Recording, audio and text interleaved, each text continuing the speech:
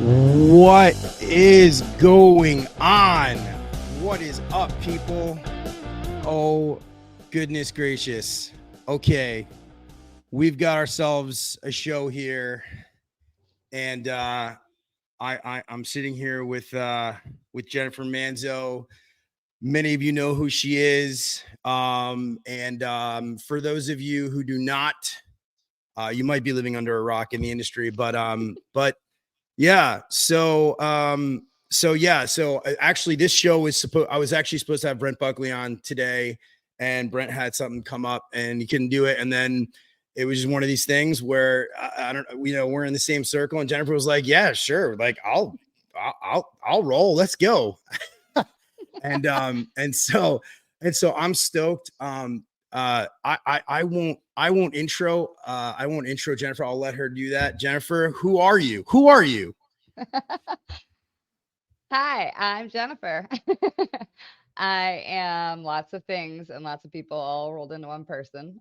Most of you know everything that I do, but just to kind of recap, I am the owner of Ballerini Air Conditioning Company in Maine. It's a very small company, just my husband, my son, and I. And I am the founder and owner of HVA-Chicks Coalition, which is a free training coalition and resource location coalition. We help everybody in the HVAC world. It doesn't matter what your walk of life is, what your gender is, doesn't matter. If you need help with something, you reach out to us and we help, period. End of story. And then we also have a free 24/7 tech support line that goes along with that. You don't have to be a member of HVA-Chicks or a student. You can just call it anytime. I will give the number to you so that you can put it in the show notes. But yeah, that's who I am. And I'm a mom of 6. I homeschool 10 kids for free, and I'm just an animal. I like to be busy. That is insane. Oh my gosh. And so you left out something that just happened, right? Right? I mean, you have some bling. Yeah. Yeah, I am. I don't actually have it here, and I wish I did. But I am this year's Lady of the Trade, HVAC Tactical, and I'm also Malco's Trade Pro of the Year, one of the 5 Trade Pros of the Year that Malco chose. So that's pretty cool. And I just started writing for HVAC school too. Okay. Anything else that you've anything No, else I'm that good. you That's run? it. You run a school. And how does this let me ask you, because here's the deal. I'm so excited about this because you obviously being a female in the trade, trailblazing this whole thing, along with, gosh, I mean it's blown up like wildfire. I'm curious, because you have to overcome the dichotomy in every single call. And for those, and somebody commented on one of these threads earlier today and was like, oh yeah, how does she run all those, how does she fix a capacitor with those nails on and whatever else? And These are the nails, babies. These are the real live nails. So for the tactical awards and the pictures that we chose, I had stick-ons, and I actually did those sitting in my hotel room the night of the tactical awards with Brett Wetzel and Ryan Hughes and my husband Val. And they were all making fun of me the whole time because I couldn't do it right and it was stupid and I'm not a girl and all these things. And then I got them on and I looked over and I was like, hey, I wonder what my room system is. So I grabbed a butter knife because they don't let you have tools on the plane, So I'm over there with my butter knife and my long ass nails trying to like open this up. And I got it open and I found the coolest, like, I don't even know what you would call it. It's like a hydronic heat pump. It's not a water source heat pump. It's not a chiller. It's the craziest thing I've ever seen. And it's awesome. It's in Chicago hotel rooms. But yeah, I'll post a link to that too in one of your groups because it's awesome. But yeah, so that is the true backstory to those horrific nails. And then they wouldn't come off for AHR, so I was stuck with them. It was awful. and then you were able to pry them off. Yeah. But I guess what I was saying was, and so the way this sort of is, like, it's just completely unscripted, it's unedited. Whatever you say can and will be, used against you in a court of social media law, right? Count on it. Yeah. So what I was saying was, because obviously, being this is, so I was in this house, sales tales, the idea here was, to get sort of an inside view on our experiences in the field. And you have to overcome a dichotomy every single time, you go into, fix somebody's, system or whatever it is. Talk about that for a 100%. second, and roll into like, and what I'd like to hear is kind of the coolest or, you know, best, you know, tale that you have in regards to like walking up, being behind the 8 ball. Someone's like, who are you? Yeah, it happens all the time. So that is a struggle, and it's a struggle that as women in the trade, we don't think about the fact that you guys don't have it. We just think about getting through it. Every single call is something we have to get through. And it sucks because half of our battle is before we ever see the system, right? So, you know, I will lead into plenty. I've had plenty, trust me. But one example is, so when I first started in this trade, and I was lucky enough to get hired by the same guy that my husband worked for at the time. And he even let my husband train me, which was awesome. So Oh, we that get to must have this been fun. house, and yeah, it was. It was actually awesome. Until it wasn't. So we get to this house and we go in, and I'm the helper in this situation. I'm still learning. I'm in my service apprenticeship, right? So we go in, and this guy, just immediately when I walk in, he just starts just daggers right in my direction. And I mean, the whole time. And he was a hoverer. We all know those. So he's standing there with us the entire time in his cat pee infested basement while Val is training me and telling me, you know, we're changing a gas valve. So it had been something that I had done before, luckily. So he was like, okay, I don't need to, you know, go any further than that. Here, do it. And so Val's like standing with this guy, and I'm like on the floor changing the gas valve in the spoiler. And the guy literally looks at Val, and he was like, I don't know why she's here. And Val's like, what are you talking about? She's changing your gas valve. What do you mean you don't know why she's here? He's like, no, but why her? And he's like, because she works here. I don't know what you mean. So Val brushed it off. Well, it turns out that this motherfucker, excuse my French, really called my boss and said, I am not paying for her. I cannot believe you sent a woman here to degrade me and humiliate me. And I am not paying for her to do that. I'm not that kind of guy. So if you want to come here and rip out what she did and put it back, then I'll pay you for the job. But I'm not paying you because she did it, which obviously my boss had choice words for and dealt with that separately. But it wasn't the only time, wasn't the first time. It was just the worst time. It was, if I could explain this man's face when I was in his presence, it was literally one of those situations where I knew for a fact if Val wasn't there and I was in that basement, I would have needed an exit strategy. It was that bad. And I think that was the first time that I felt unsafe in a customer's home. That was the first time. Like, I knew Val was there to protect me, so I really wasn't afraid, but I felt unsafe 100%. So, and that's not the first time. And we think about the dichotomy that we have to overcome as, you know, oh, dudes just, you know, talk shit about women or talk shit to them or make them feel smaller or whatever it might be. But it's not. There are situations where they literally want to harm us physically. So that's the worst thing I've had to overcome.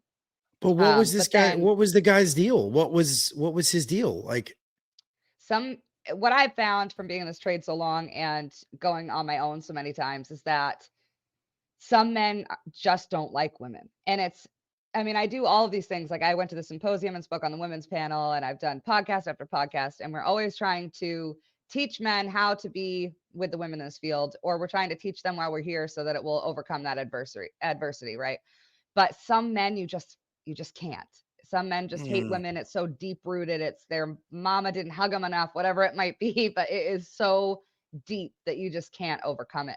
And I've actually had many customers that were that way. I've had many customers who were the opposite. Like, I've had customers who were like, you're the most amazing girl in the whole world. I can't wait for you to fix my shit. And then I've had guys who were like, there's over my dead body. Are you walking in here? So it's definitely it's a scrapbook of craziness, but for so some what reason was I all still right? find it worth it. So what was the biggest turnaround? Like, you walk in and like or a scenario where it was like, okay, like, you know, this is crazy. What's happening here? You have any of Yeah. those situations where you're like, what the Yeah, heck's going on? absolutely. So I actually have one where I actually did leave, and it was a woman. So I got to this Chinese restaurant that I was supposed to be changing an evaporator in, and this woman was the manager of this Chinese restaurant, which is a pretty solid role in management, right? You know, it's a leadership role. So in a million years, never did I think this woman would be a problem. But walking in here, same deal. She was just super weird to me, like wouldn't talk directly to me. And then when I was left there by myself, I was left there to change this evaporator, and it's just her and I. And she literally came into the walk-in and she was like, question after question, like, why do you do this? Are they forcing you to do this? Are they making you do this? You don't belong here. You just go get a nursing job. You shouldn't be here. I'm gonna call Ben. Ben is my boss at the time. So she calls Ben at my boss, and my boss says, she's the boss. I don't even know what you're talking about. I don't own this company. She does. What is wrong with you? And I didn't at the time. And the whole time I'm listening to her outside the walk-in door, telling all of these waiters and waitresses and yada, yada, yada. She's a boy. She wants to be a boy. She wants to have a, you know what, between her legs, she physically said. And I came out and I was like, do I need to explain it to you? Like, or can you shut up? And she's like, go ahead, go ahead. And she crowds everybody around in the kitchen. And she's like, tell us how you want to be a boy. And I'm like, this is fucking nuts. This is nuts. So I looked at her, I said, okay, in your country, your job is a man's job. And you came here and you overcame that and you are in a leadership role. That is all I'm doing here. And she's like, okay, if you want to be a boy, go in there and be a boy. And she shuts the walk-in door on me. And I'm like, you know what? I'm done. I'm done. And I left. And I found out as I was leaving, so we had pulled the old walk-in out off the wall and put it outside, right? And we're like, okay, so the scrap guy will come and get it or whatever. But we're supposed to take pictures of it. We're supposed to, document all of that. So I go, as I'm leaving, and I'm like, fuck this place. I'm like, oh, I should take a picture of that walk-in. So I go around and I check the evaporator and it's gone. And I'm like, what the fuck? And I see her husband rolling out of the place with it in the back of his truck, like as fast as he can, when we had just taken it off of the wall. Like everything about this call was bizarre. And it's so messed up because everybody expects me to tell a story about a dude and it is not. But yeah, that was the craziest one where I was really like confused and was like, I can't go any further here. Like, this is freaking me out. But yeah, I've gotten such an array. I mean, I've gotten it from male customers who think I am the best thing in the world and want to support me and ask how they can encourage me and how they can help my coalition and all these things, to men who would rather die than lay eyes on me, to women who call me and say, hey, I saw you in the paper when you won the Malco thing, and I called my guy and I fired him so that you could come and work on my system, never having met me, nothing, And then I have women who like this woman just think that it is absolutely a man's role and I do not belong in it, and they just won't let up. So how many, so you had to guess, like, so how many years have you been doing this? I've been doing it on my own for 6 years, but I've been in the trade for 14. So. Okay. So 14 years in the trade by yourself, 6 years. So 14 years ago, you started out like just literally as a helper. So yeah, so it's thousands and thousands of calls over the course Absolutely. And I've never had one just be normal, ever. I cannot think of one call where I walked into the house, they said, hey, it's great to see you. Here's my system. And I fixed it and I left. There's not one. Do you just walk in and go like, yes, okay, I'm your service technician. Like, okay, it's me. I'm really good at this. You're going to have to trust me. I know what I'm doing. You're going to have to just trust me on this one. I think that a lot of my personality has been forged because of this. And so like earlier with the guy with the nails, like that doesn't bother me at all. Like, it's just something that I'm so used to that I like I walk in and I introduce myself and I am so overly bubbly because I feel like it's either going to drive them more crazy if they already hate me, or it's going to make them really like me if they already like me, So, oh crap. Hold on. Uh-oh. Phone's dying. Well, that's it, folks. So we got to wrap it up here. So now I just literally like go in and I just be my like whole crazy bubbly self, and most of them like it at this point. And at this point too, I have the confidence. So this is another thing. You don't build confidence by people treating you like shit every time you walk into their house for 14 years, but somehow I've managed to do that. So now I'm super confident. I know that for a fact, there's nothing I can't fix. I own a tech support line with 100% close rate. Like, I know what I'm doing and I'm not going to be wrong, So that's helped a lot, I think. And I actually have noticed in the last few years that it's not as bad anymore. Like, I think they smelled it on me. Like, they knew I was afraid of them. Like, like that's dogs true. You smell have to fear. Yeah, I would imagine if you exude confidence. So you're in Maine. It's awfully cold up there. are there unique situations that like, because of how like, either have you been, you get any backwoods near you? Like, I mean, Oh, I'm have in you, the backwoods. oh yeah. I'm Tell, deep in the all backwoods. right. Tell me this. Tell me the most backwoodsy customer experience that you've had, the most hickish. Like, I need. Okay, so so I am in, you guys, just to give you like a geographical standpoint, I am in Lakes Region, Maine. So this is the woodsiest part of Maine, other than the part that's on the border of Canada. So this is, I'm 4 hours from Canada as it is. Like, so I am in the sticks straight up. So a You're lot of what Canadian. we see, I'm Canadian, I'm half Canadian. So a lot of what we see is systems that exude that, right? So here the problem is, and I mean in my town specifically in Naples, Maine, there was one company before I opened mine. There was one company here. And then they closed their doors right after I opened. So it worked out perfect for me, like beautifully. But the problem is, as a company is getting ready to close their doors, they just don't give a shit, right? So there were like times where they would call a tech and nobody would ever come, or they'd call a tech and nobody from the actual company could come, but the owner's brother's boss's boyfriend could come, and so it's terrible. But a lot of what we see is these makeshift systems. So the best thing I ever saw was at a weed grow. Okay. I actually, like, small tip, nobody knows this, so you heard it here first. The room I'm sitting in right now is my office, and I bought this giant office, right? It has a school in it, it has a warehouse in it, it has a bunch of offices, industrial kitchen, whole 9 yards. This is the building where this happened, because this used to be a weed grow that I used to service. Hold on. So You bought your backwoods customers building. yep, Okay. I bought his Now, weed grow. okay. So the best thing was, and there are videos of this on my TikTok, you guys can all go look at it after. So with weed grows, you need AC all year, right? But like you said, it's fucking freezing here all the time. So 9 months out of the year, it's winter. And then we get 3 months of summer. There's no spring, there's no fall, period. So for weed grows, it becomes difficult if you can't get somebody to come out here and you don't have a low ambient kit or blah, blah, blah. So this one guy, we told him, you have condensers outside. It's freezing. You need low ambient kits. These things went down to like 10. We're at -20 half of the time here. I'm like, that's not going to work. You can't do this. So he doesn't do it because he's a cheapo, right? So instead, what does he do? So he calls me up and he's like, oh, the second unit down is broke down. And I'm like, all right. So I get there and I look down the row of units and they're all wrapped in bubble wrap, first of all. And I'm like, this motherfucker, I told you don't do this. This is so bad. But then I look over and I see one lonely unit with a giant tarp over it, and it's running, a giant tarp over it, and space heaters inside it, pointed right at the coil, like electric space heaters that are plugged into extension cords that run out the building. And I'm like, what is going on here? You didn't call me about this unit. What the hell? So I let it go and I went and I fixed the problem, which was a junk compressor, for the third time in this one unit, because he just keeps bubble wrapping his units and letting me replace the compressor for, $2,000 every year. But yeah, so then I called him up and I'm like, what's up with this other unit? Why is there a tarp and it looks like a homeless shelter under this unit?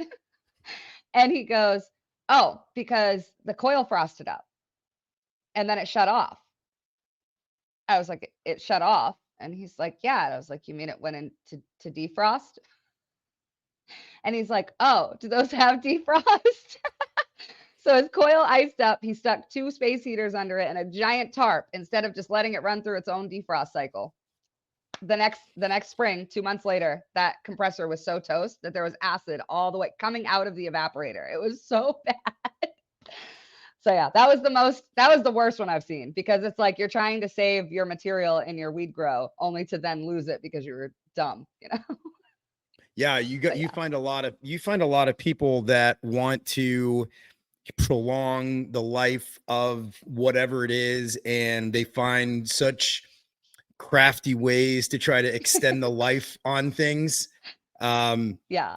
This lobster tank place that I'm at, we have a lobster market that we just acquired about a year ago, and this place is the best for that.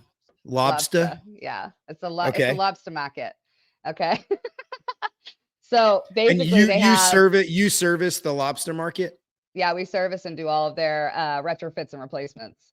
Okay. So basically it's a giant lobster market. And then it's got like big tanks of lobsters, you know, and it's got tank chillers for that. And it's got a big giant like low temp room and for the like super low temp. And then it's got a regular cooler that's 2 rooms. Yeah. Right. So when we first got there, all 3 chillers for the tanks. It's 3 chillers for the tanks. So first of all, they're not chillers. They're ACs. They're AC condensers. And then, yeah, and then water evaporators, water cooler evaporators. So we get there and we see that, and that's like, oh, this is crazy. Well, then we find out that they're all 20 years old, roughly. They're all R22, whole 9 yards, and they're all For short those of you cycling. that don't, yeah, for those of you, you're talking a lot of tech talk and like, I mean, I Sorry. love it. No, it's okay. I think there's a lot, there are people here who like in plumbing and other fields and Right. roofing, whatever it is. So, all right. phased out refrigerant. Yeah. So this unit's old and it doesn't work on it. Yeah. Go ahead. Yeah, it's old and it's an air conditioner, not a lobster tank chiller. Okay. Right. They're using a lobster to cool lobsters in a tank. They're using what they should be using is a specific machine, and they're using an actual central air conditioning unit to cool the water. Right? Is that okay? Yes, okay. exactly. So okay. It's so much funnier when you say it. So we're painting a picture here of this is the epitome of like, you know, ingenuity and just like half-assing something. And this isn't even the best yet. They were used when they got them. So with phased out refrigerant, old as dirt, and not the right equipment, and they're used. Okay. So then on top of that, when we get there, they're like, oh, this one chiller's down and we can't figure out why. So, you know, we're like, okay, we'll diagnose it. And we're there for like 3 hours before we realize that every single one of them is wired to the same temp control. So there's one temp control when it satisfies. So what that means is that in the tank, when the water gets to a certain temperature, this temp control is shutting all of the units off. What it's supposed to be is a temp control. But we can't figure it out. Unit. We don't know what. So they don't know why it's so warm. I don't know why it's 45 degrees in my lobster water, they say.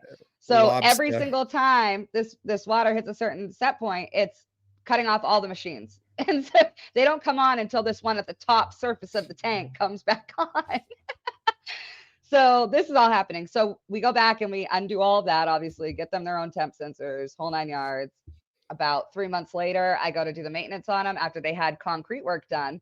Guess who didn't wrap their units before getting concrete work done? And so what happens is the concrete dust blows into the coils and it has lye in it. So it eats the coils. So we're talking 20-year-old coils already. And this lye just ate holes in it. I take the panels off and it's just holes everywhere. There's videos of that on my social media too, guys. But yeah, there's just oil everywhere. It's whole 9 yards. So now we're replacing them, right? So then they want to fight with me about the price of the new lobster tank chiller. Yeah, but of course you do, because of course that's the natural thing to do, is to fight about the price. So yeah, so I say, okay, whatever. Order them yourself. Jennifer, it's too expensive. Yeah, it's too expensive to have our millions of dollars worth of lobster alive, you know. So I say to them, okay, I'm going to make a deal with you. I do not install customer supplied equipment. I don't do it, period. Not for any reason, except for this reason. So they're a killer service, you know, contract for me. They have made me probably a third of my revenue this year. So I'm like, whatever, buy the units that you want and I'll put them in for you. Here's the quote to put them in. Obviously I jacked up the labor because now it's the fuck you price, right? So I say, all right. Jennifer, for those that don't know, what is the fuck you price? Just kidding. Go ahead. Y'all know what the fuck you price is. So then I say, okay, if you want to take the fuck you price and you want to order your own units, I'll put them in. What do? They signed you up. They bought the wrong units. They bought the wrong units. So then I'm like, whatever, I'll put them in. I don't care anymore. I'll even service them. Perfect. Wow. What happens? Yeah. I go to take off the electrical panels break. And they're strip models. There's no parts in them. Oh, no way. So they really cheaped out. Okay. So now did you sell them? Order all of your parts for extra money for 100% markup, and then you can pay me to put them in. And guess what? Yeah. It's now totals about $2,000 more than it originally would have if you just took my goddamn quote. See, being cheap does not pay, because Jennifer will come by and she will charge you the fuck you price after you completely screw the whole thing up. Wow. 100%. Yeah. So I mean, I could go on for days about the hick shit I see. So that's some cool. That's actually really funny. It sounds like you do a lot of refrigeration for like restaurants and for like food I do. companies. I do a So lot of everything.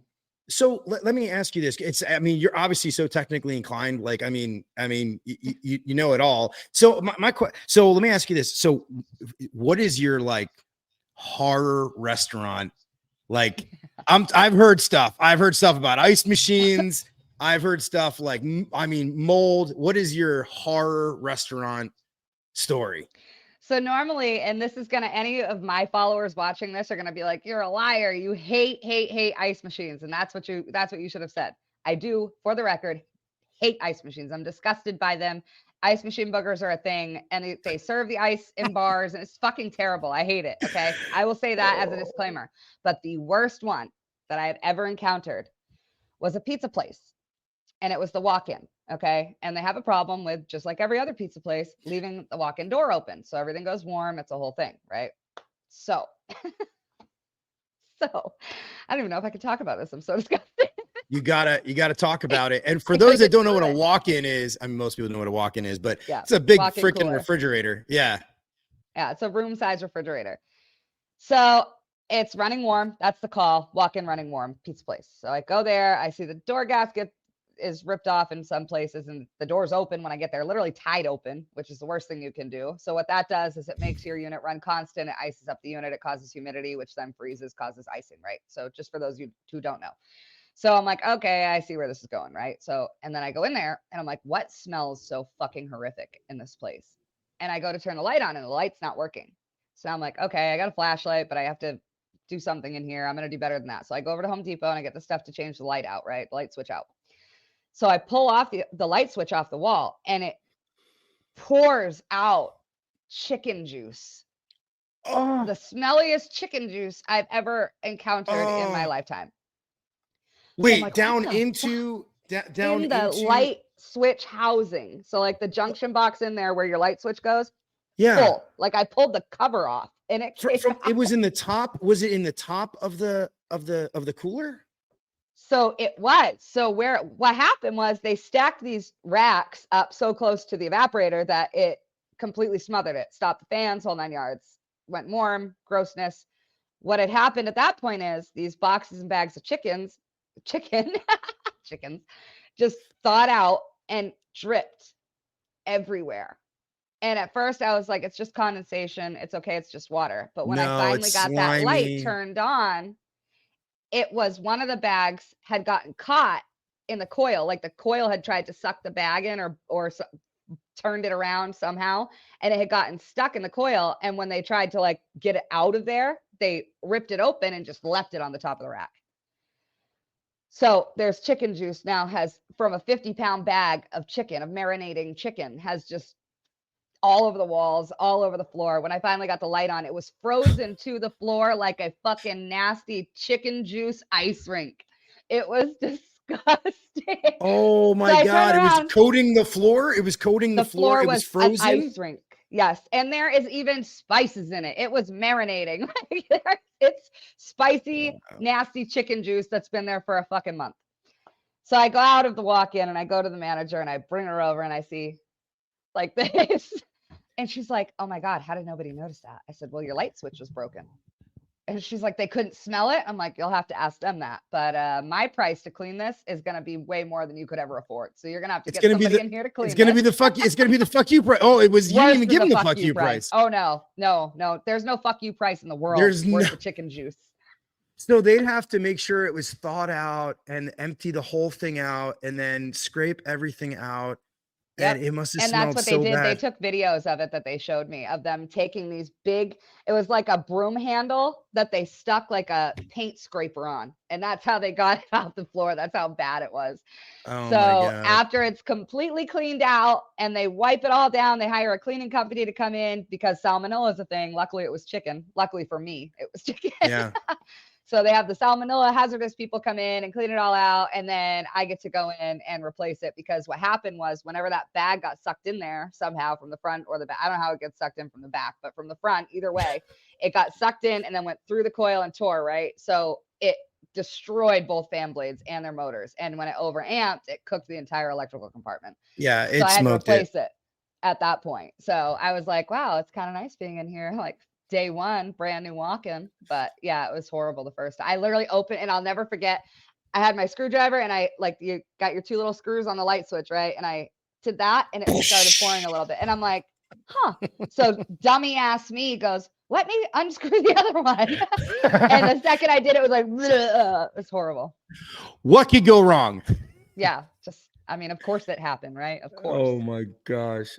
Oh Yeah. man. And did you get the chicken juice all over you? Were you underneath Oh, the yes. were you oh Oh, yes. oh I had chicken juice in my hair. I had chicken juice on my face. When I went to kick the motor on, it didn't come on, obviously. So the evaporator on, it didn't come on with the switch, obviously. So I took the fan blade like this and went like that just to see if it was seized, and it sprayed chicken juice all over my face. oh my gosh. What kind of restaurant was it? A pizza place. It was this That's place right. is notorious for dirtiness. It's weird because it's only the refrigeration equipment that's dirty, but it's dirty. Like their coils, I had to use 409 on their coils and a control screwdriver on their pizza tables. They had like flour and bread like that had dropped into the coil. So the whole time they're like, I had a colleague that was like trying to charge the unit like it was a charge issue and like all this shit, and I kick it out with my foot, and I'm like, that's encased in bread dough, bro. This is a bun of a coil. Like, you need to clean that. So yeah, it was disgusting. But it's like, I'm talking grease like you've never seen before. It's disgusting. I hate kitchens. I hate working in kitchens. I hate refrigeration. I really do. I always say this is my motto. The R in HVACR stands for rage. And that is 100% true. That's I like that. I'm going to use that. So what percentage of your business is like residential? I'm trying to get a gauge of how much time you spend in people's homes. Yeah. So I can't even say most. So basically we do everything. We do resi, commercial, and industrial, and we do design. We do engineering. I'm an engineer too, so I have my own firm. We do that. Wow. We do install, retrofit, replacement, service, you name it. And there's only 3 of us. So splitting that work up, lately it's been Val and my son in homes more than I have been. But yeah, most of my life is spent in homes. So most of my job is actually hydronics. So that's my specialty. I missed hydronics. It's the best. There's nothing For those of like you it. For those of you that don't know what hydronics are, they are systems that will heat a home essentially with water. That's basically, it's piped HVAC systems. Right. So you've got boilers, you've got radiators, you've got chillers, basically at that point. Right. So yeah, that's my specialty. That is the thing that I love the most, and that is the thing that I do the most. So, and a lot of that is residential. I do some industrial design, but I don't actually touch industrial systems much. But yeah, most of it is residential hydronics. Let me ask you this, and speaking, it just got my brain pumping here. Have you been on any calls where like what's the percentage of really, what's the craziest, from a safety standpoint that you've been in, unsafe situation, gas, whatever it is? Tell me about that. Oh, this is funny. OSHA? Oh, nice try, OSHA. No, I'm just kidding. From a safety standpoint, I'll tell you this story. And if anybody goes and collects their 10K from the EPA on me, you're dead meat. I'm going to hunt you down. So I should start by saying it was my 3rd day on the job in HVAC. And it was my husband and I, and we were working at this place called Macucci's. It's the oldest Italian grocery, they take it in trucks to different restaurants, whatever.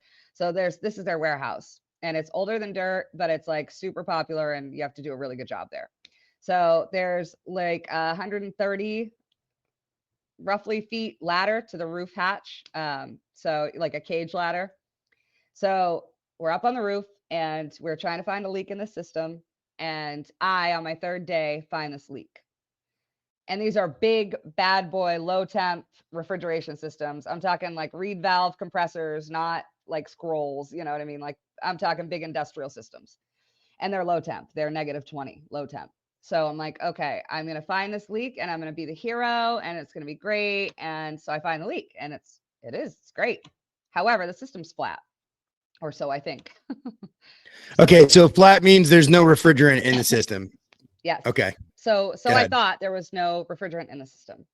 Little did I know there was a king valve, which I had no idea what the hell that was at the time. But what ended up happening, long story short, is I fixed the leak. I brazed it. It was beautiful, whole 9 yards, and I recharged the system.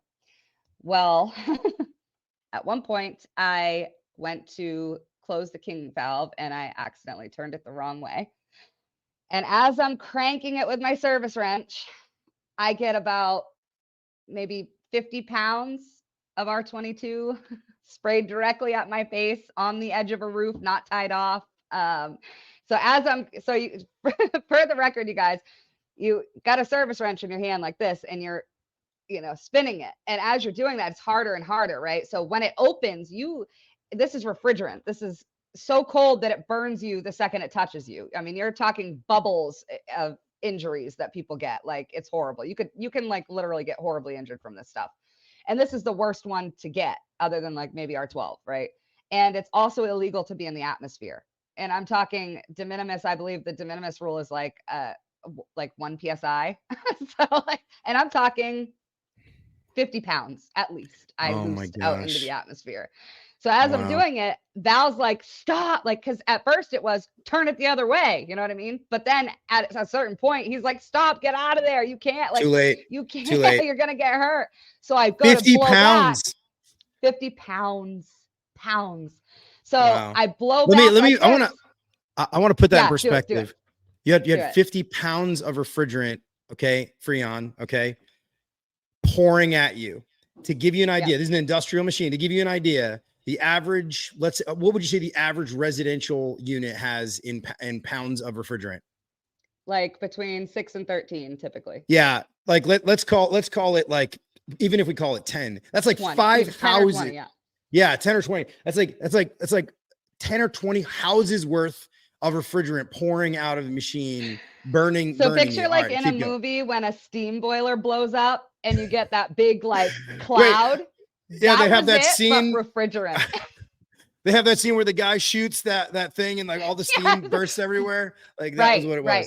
This is what it was. So I'm in there with a service wrench now, still trying to close it like an idiot. Like, this stuff isn't burning me and I can't feel it. I'm eating it. And it's just, I got so lucky because I got no bubbles, but I did have burns up almost all of my arm and the side of my face. It was terrible. But as I go to jump back from it, because Val's like, stop, we're losing it. We're done. You can't fix it. Like, you're going to die. Get out of there. So I jump back and I'm on the edge of a roof. I'm on the edge of a 130-foot roof and I'm not tied off.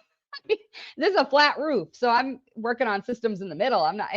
When I like open my eyes, Val's grabbing me like this, grabs the back of my arm and throws me back onto the roof. It was by far the scariest and by far the most dangerous situation I ever could have put myself in. Wait, was your part of your body off of the roof?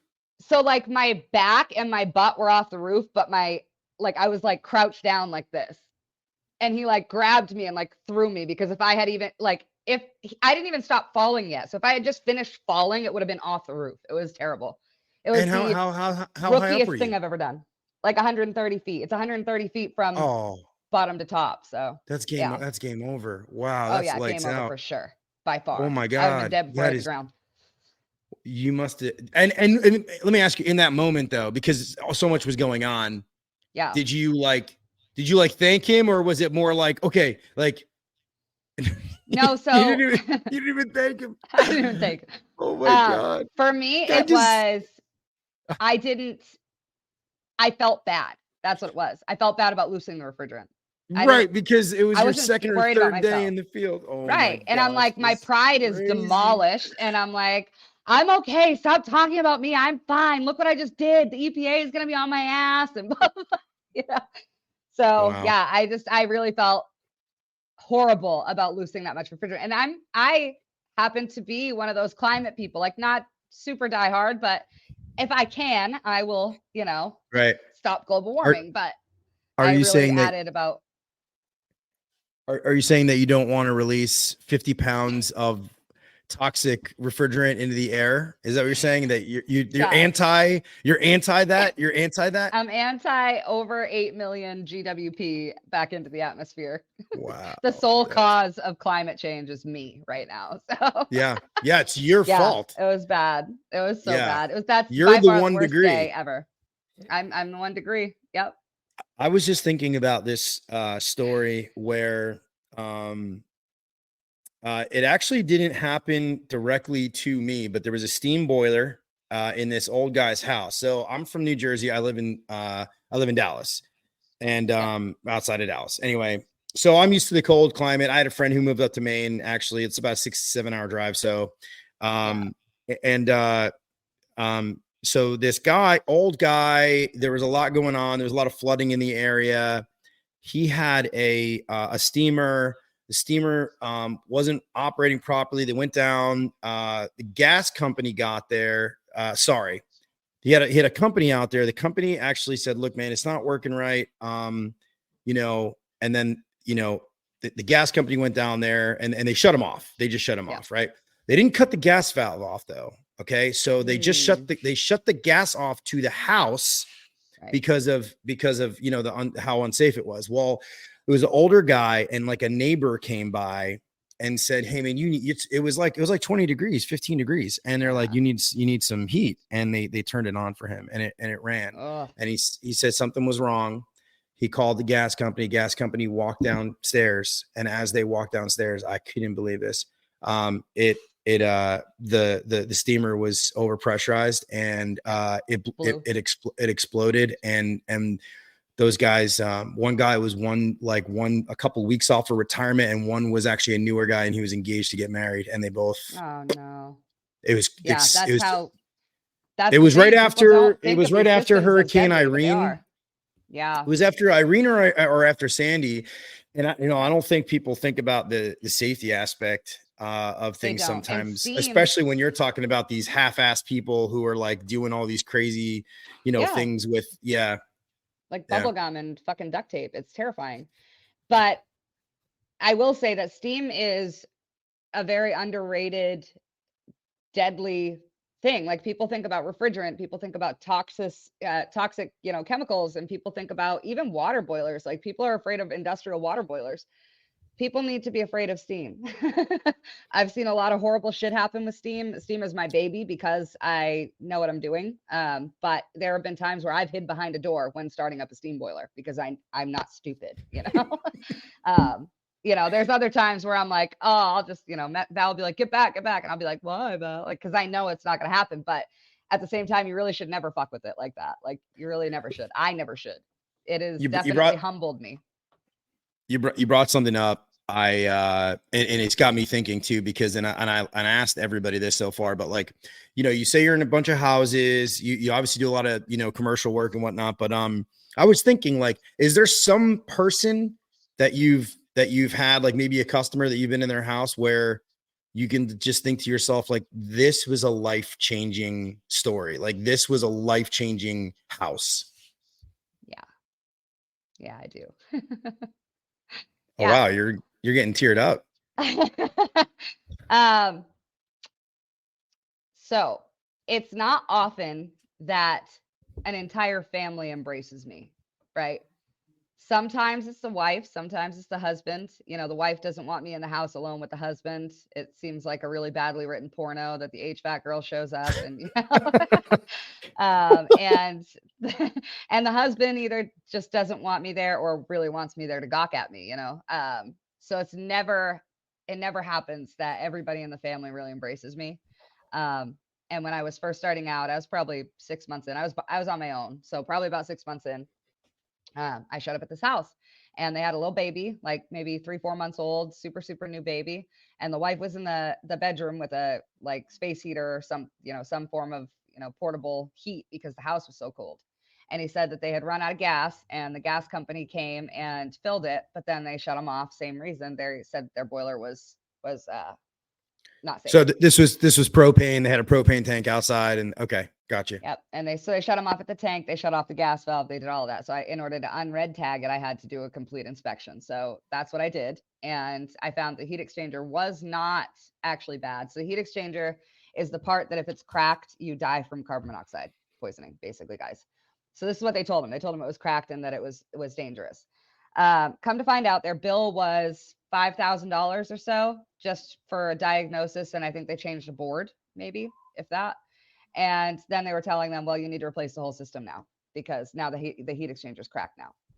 And so I thought that was weird, which is why I even looked. Any other time I'd be like, it's not safe. It's not safe. I'm not turning it on for you, you know? So I did look, and come to find out, the gas company was trying to get the HVAC sale. And so they were upcharging everything and telling them more things were wrong than were. So I was able to find the actual problem, which was a faulty gas valve. I was able to replace it, and I got them back up and running. And I knew nothing about their backstory whatsoever. But come to find out, mom had been diagnosed with cancer when she gave birth. So we're talking a couple months before that, but also has this newborn that she's taking care of. And for the last 2 weeks, they've had no heat.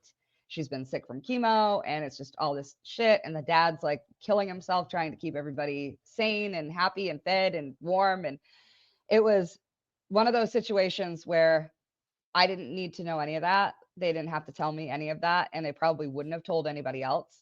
But when I came back up the stairs and said, your baseboards are on, like, you're good to go, every single one of them just like immediately took to me. And the wife is what sticks with me the most, because she said, I really wanted to come out and say hi to you, and I don't want you to think that it's because I wanted to watch you with my husband, because I didn't feel that way about you at all. She said, but I felt so bad that I couldn't get up out of bed to come and say hi to you. So that's why I asked my husband, you know, to have you come in here. And so I went in, I sat on her bed with her, and I held her baby and like whatever. And I told her what was wrong and why they did it. And she just started crying, and she was like, you know what, we're going to be warm. And that's because of you. And anybody else would have told you to go away because you're a girl. And I didn't do that. And I didn't get mad because, you know, you were with my husband alone. And because of that, I'm being rewarded now by having heat. And for this woman, I do get teary about this. For this woman who is going through so much detrimental shit, who is terminal, who thinks she's going to die any minute now, who has a brand new baby she'll never see grow up, says to me that she should be grateful for me, and that, you know, somehow her karma points came back and brought me. That was probably the most profound and the most deep-seated love story I've ever had with HVAC, for sure.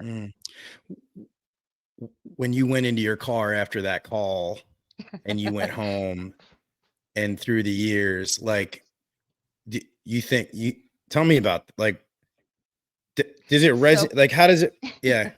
Yeah, it does. It never leaves you. So today, for instance, I was on a podcast with Brian Orr, and he asked me a question. He said, your second podcast today? What the heck? Yeah, you are. So he said to me, he said, like, how do you manage to not be like you're always so accepting of other women, and you never get jealous, and you're never like feuding with anybody, and like, how do you manage to stay like that? And I had to tell him that I had to shed my ego years ago to deal with something. And that story that I just told you is what I was talking about. That moment made me shed every single bit of selfishness that I ever had. It made me really not think about myself ever again, because if this woman cannot be thinking about herself, then why the fuck am I, you know? And I think throughout the years, it's actually changed my personality fundamentally, that conversation that I had with her, because I have been 100% more grateful for everything that I have and everything that I do since that moment. It stays with you forever and ever. Such a unique, this is why I wanted to do this, because there's so many of these. I want to share with you a life-changing moment that I had. I'll share with. I met this woman who she was a World War II. She was actually a citizen. She was in Germany, and she was like 16 years old. And she met this guy who was a soldier there, and the American soldiers were there at the time. This is 1940s, and they were trying to liberate this area. And this woman at the time is like 84, 85 years old. And she's telling me this, you know, this story about how she met her husband.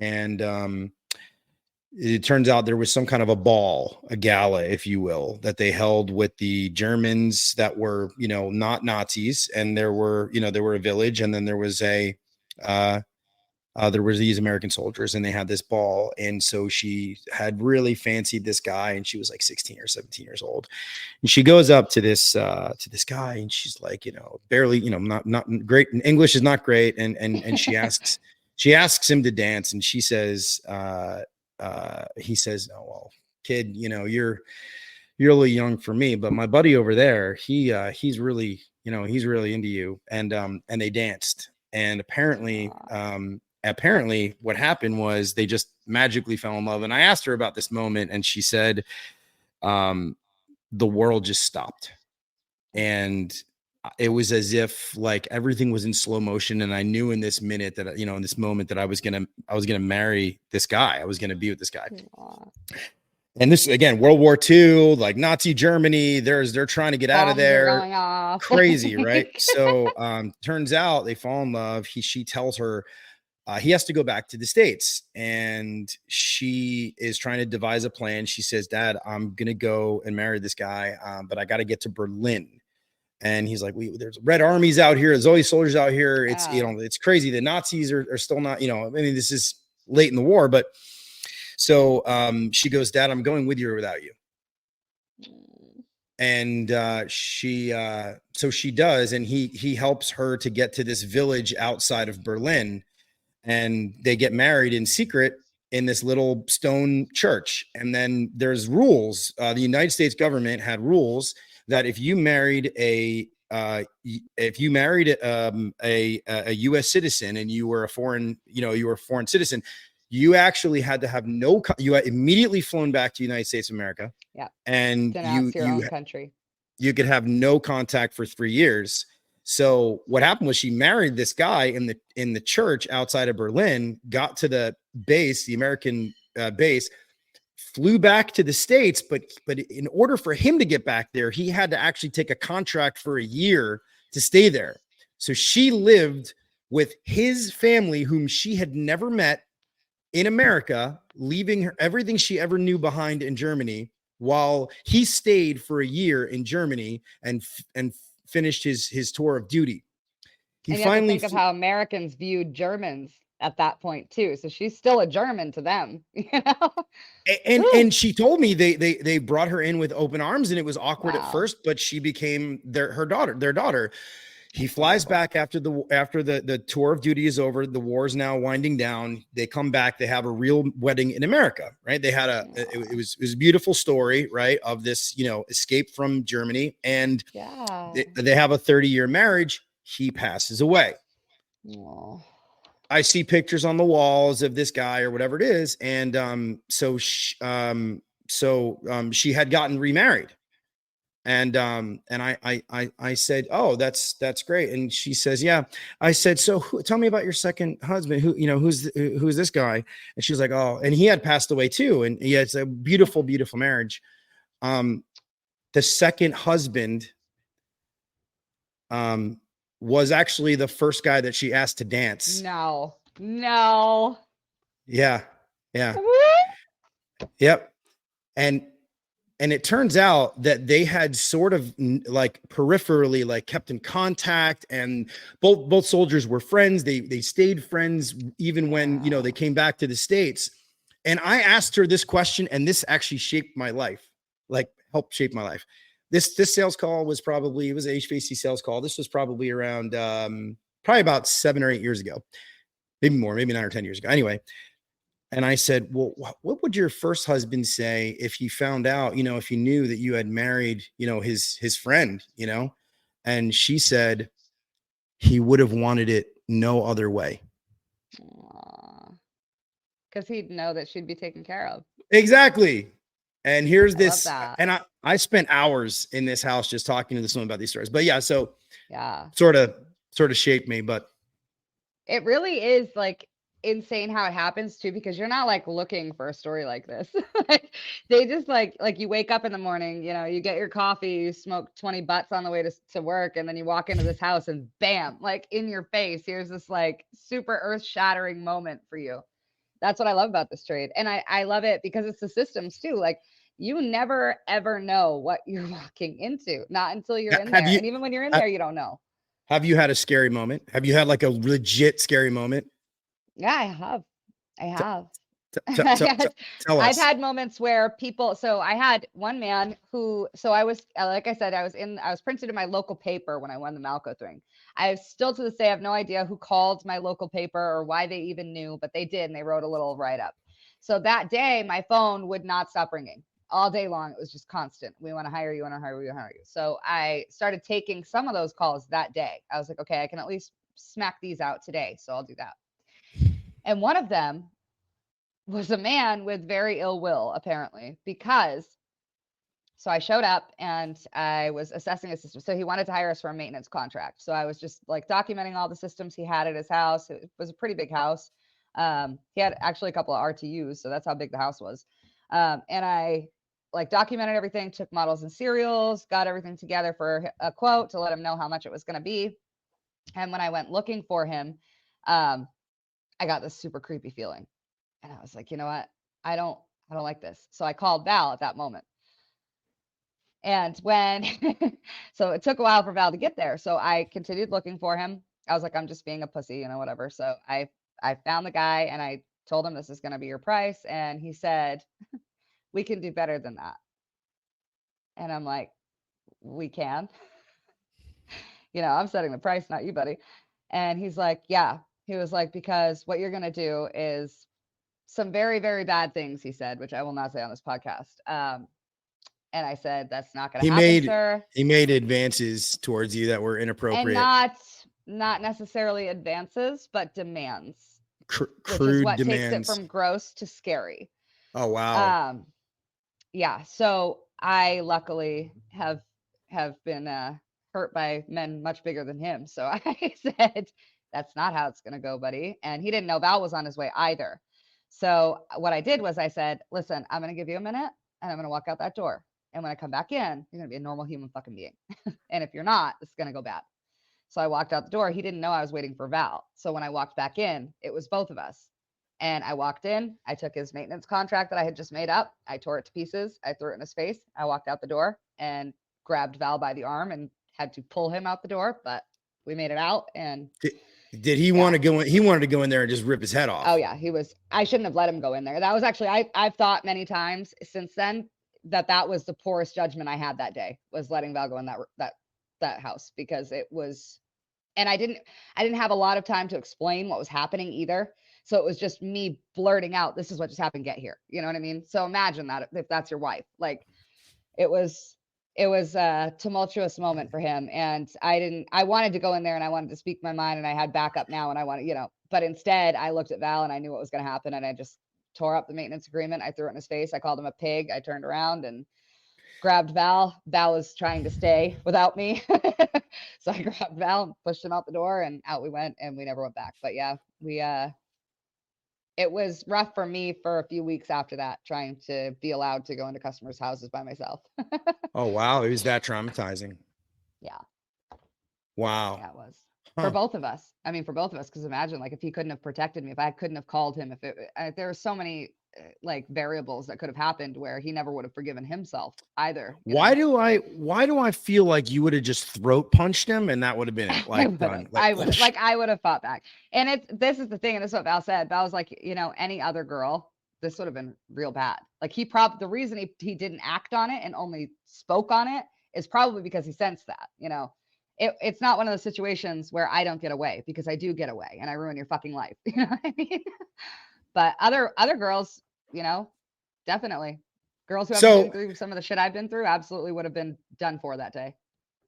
So we're gonna wind down in a few minutes here. Let me ask you this. So we have a little levity of the situation here. So do you have like the most ridiculous, something like that was so hilarious that happened in a house that you're like, okay, I told this story at at parties? So I have lots of them, but I've been wanting to tell this one since I got here. So we're going to tell this one. Okay. Because what's this story? What's this story called? Ooh. This story is called the Boom Boom Boiler. Okay. Hold on. I'm gonna put a little the Boom Boom Boiler. Okay. Okay. So normally I wouldn't out Val like this, but this show's too fun not to. So one time we were working in a supermarket, and these people have a boiler for I think it was water side only. I don't think it was heating. So we were servicing it, right? And it was one of my first, and Val's teaching me how to service a wall hung boiler, right? So we pull it apart, we clean the heat exchanger, whole 9 yards. This happens to be one of the ones that has the baffle tube that goes down inside the heat exchanger. So for those of you who don't know, the heat exchanger is basically a big metal bowl, and then the baffle goes down inside it, and that controls the combustion pretty much. So if something happens to that baffle, it gets pretty scary. So anyway, I walk out of the room for a little bit, and I'm putting tools away, and I'm like, okay, Val showed me really, really well how to service this boiler. I really feel comfortable with it, and I could do it by myself. So then Val goes, okay, so stand back, because that's the procedure. When you turn on a boiler, it doesn't matter what you did to it, you stand back a few feet. And I stood back, and Val flipped the boiler switch, and a blue flame this fucking long shot out past Val's face, and this boiler was going boom, boom, boom, boom, boom, boom, boom, boom, boom. And I mean, it was freight train loud. It was shake the whole grocery store loud. And the weirdest part is nobody seemed to fucking notice, which I don't understand. Like, and I'm talking a blue flame, just like a fireball, just flew right out between us. And I hear him go, duck. And we both ducked, and it went over our heads. And it was the boiler still bapping off the wall, like literally bucking and smoking and spitting and all this shit. And I'm like, shut it off. So Val like reaches his arm up, like he's got some reach on him. He reaches his arm up, and he just goes like that and shuts the kill switch. So it shut off, and we're both like traumatized. And I mean, we can't hear. That's how loud this was. This was explosion loud. And we're both like hearts pounding, shaking, looking at each other. Like, he's like, are you okay? Are you okay? And what kind of building was this in? This is like so it was in the concrete basement of a really large grocery store, of like a commercial grocery store, not like a small town thing. Yeah. And the basement has the bakery and the deli in it. So like where they're cutting the meat and where they're making the cakes is all down in there. So there's people everywhere when this happens. And it smelled so bad is the other thing. It smelled super, super bad. So I'm like, that was not doing that when we got here. Like, what happened? How did this happen? So Val's like, the only way to find out is to retrace our steps. We had to have done something. This never done this before. And we cleaned it. So it should be running better. Shouldn't be like trying to jump off the wall. And it actually was bucking so hard off of the wall that the metal bracket it hangs with was completely bent. We had to bend it back to like get back inside the unit. And you don't think that anybody in the actual grocery store heard anything? Like, you just looked around. So like it. I'm literally out the door, and I'm like, and they're all just bustling by, like doing their own thing. And I'm like, no, they just don't want to say anything. They just don't want to know or something. It was literally like Twilight Zone. That's how loud this was and how bad this was. It was so bad that there was char marks on the wall, and the fucking bracket was bent. Like, that's how loud it was. You just reminded me. Oh, go ahead. Yeah, you were talking. Go ahead. Okay, so we retrace our steps. We pull off the the jacket panel. We pull off all the screws to the heat exchanger. We pull it out, and I'm looking up at this time to see if maybe the high vent got closed. So the high vent is basically the place where air vents out. So I thought maybe like the relief blew, and it just did something fucked up. And I look up, and the baffle that goes inside the heat exchanger is sitting on top of the boiler. Okay, so break it down. So there's a major part that belongs inside the boiler that's not inside the boiler, right? That's not, and it never got put back. And that was human error. Let's just we're gonna call it human error. Okay. That was Val error. So basically, we had just been working on this other Wiesmann that had like a loose fitting. Just the insulation on this baffle was loose, and it was causing that kind of like bap, bap, bap, like misfiring weirdness, bucking it off the wall. And this was like 2 days earlier, we were working on this place. So I said to him when this all happened, I said, it's got to be something with that baffle. And he's like, no way we get 2 loose baffle casings in the same, 2 days. And sure enough, the baffle wasn't even in the goddamn machine. So yeah, needless to say, we put the baffle back, we closed it all up, and then Val and I drove home white as ghosts, almost in tears, like didn't say a word. And I mean, for weeks we were traumatized by this. Like, every time we had to turn a boiler on or off, we were like ducking and hiding. Boom, boom. Yeah. That's so boom, funny. Boom boiler.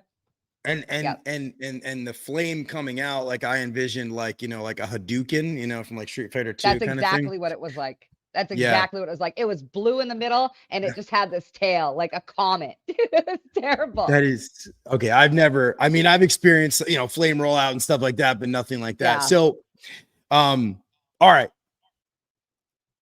You got one more. I need one more tale. I need one more adventure. Okay. What about, How about go ahead. Okay. So do you guys know who Trent Parker is? Mr. Fat Cheeto.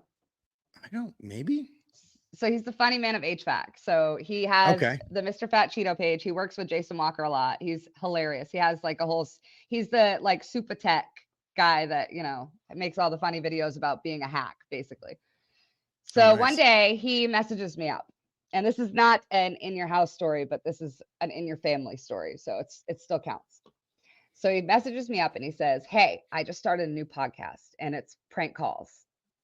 And I'm like, I've heard his impressions before. So I'm like, this is too fucking good. This is amazing. So he says, "Who do you got?"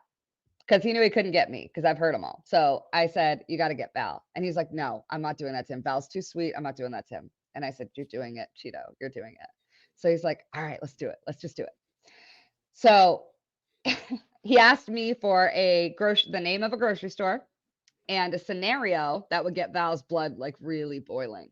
So I tell him, okay, so tell him Tony's grocery store, which is not our client, but it's the one in our town. So it wouldn't surprise him at all, So I said, Tony's grocery store, and tell him that there's a leak and all of all the racks are spitting refrigerant everywhere, and that your girlfriend came in to get groceries and told her that you could, told me that I could fix this just by hitting it with a wrench. So I did that. And now there's refrigerant just flying all over the place and you're going to pay for it.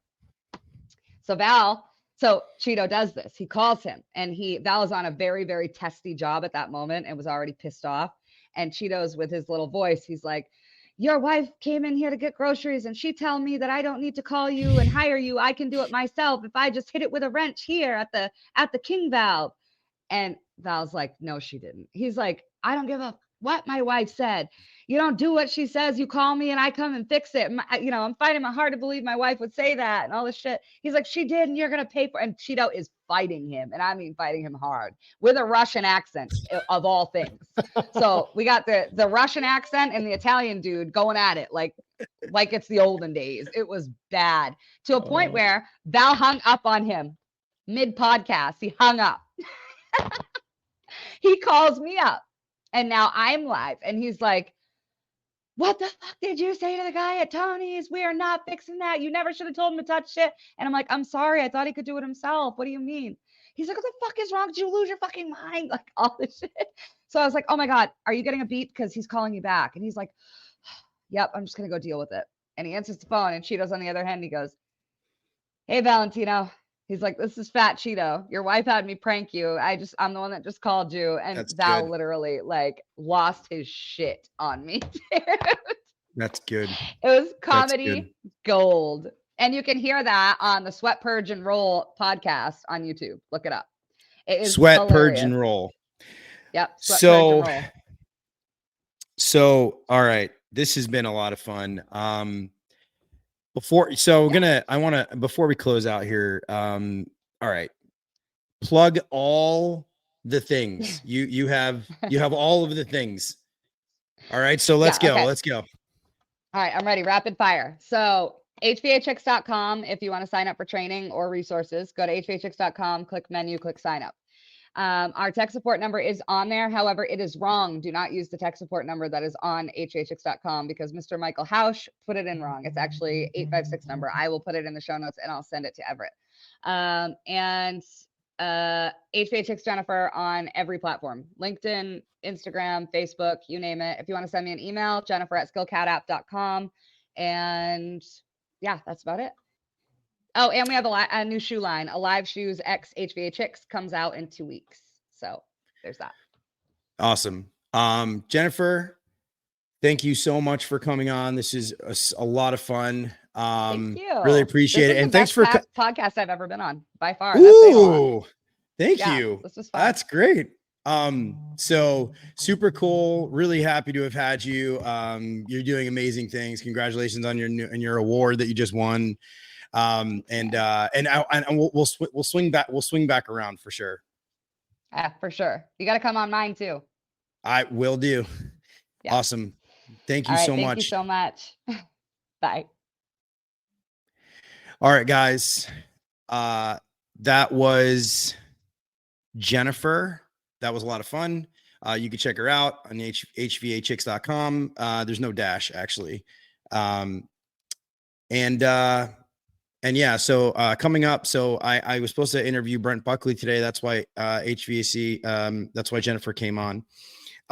Brent is a gazillion-dollar sales rep. He's been in houses forever and ever. He's like legacy. He's had a couple of different, he's like third generation or second generation HVAC. And he's an incredible individual. I'm hopeful I have him on in the next couple of weeks. I have Brandon Stowe coming on. Many of you know who Brandon is. Very big figure in our industry. And I have a really good friend of mine. Her name is Shelly. She's coming on. She does hoarder houses. She does hoarder houses, cleanup, organization. It's her stories are bonkers. So really excited. So awesome. Thanks. And we will see you next week. Oh, and I have Esty coming on from Certain Path, and she's actually coming on next week, Esty. So very cool. And awesome. Thank you guys. And by the way, I'm getting just so much support. I mean, I'm watching these listens and these streams just go through the roof. I'm humbled. It's been really, really neat. So thank you guys so much. And we'll check you next week.